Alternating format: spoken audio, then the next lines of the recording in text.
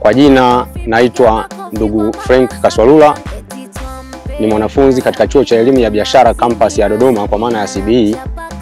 Niko hapa ili kuweza kuambia Watanzania sababu zinazotufanya kuona kwamba Mama Samia anatosha na kuna haja ya kusafiri naye kuelekea Oktoba ili kwenda kupata ushindi mkubwa. Sababu ya kwanza kabisa ambayo naweza nikawaambia kwa nini tunaenda na Mama Samia ni kwenye sera ya vijana ya mwaka 2007.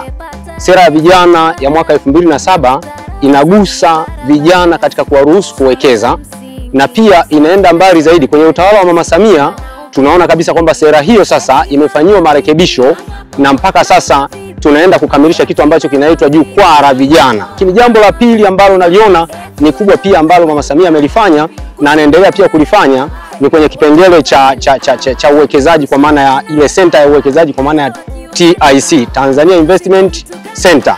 Hii ilikuwepo miaka yote, nadhani ilikuwa ni sera iliyoanzishwa kwa ajili ya uwekezaji mwaka 1997 kwenye Act namba 26 ya mwaka 1997, ambao sasa tunaona katika utawala wa Mama Samia 2023 kwa maana ya 2023 wamefanyia mapitio na kuipitia na kuona ni namna gani sera hiyo inaweza ikaboreshwa, lengo ikiwa ni kuimarisha uwekezaji. Na hiyo sera tunaiona inasema the Tanzania Investment Act ya mwaka 2023. Lakini jambo la tatu ambalo linatufanya sisi kama wanachuo wa chuo cha elimu ya biashara CBE kwa maana ya campus ya Dodoma kutufanya tusafiri na mama yetu Dr. Mama Samia Suluhu Hassan ni katika kipengele cha mfuko wa uwezeshwaji kwa vijana.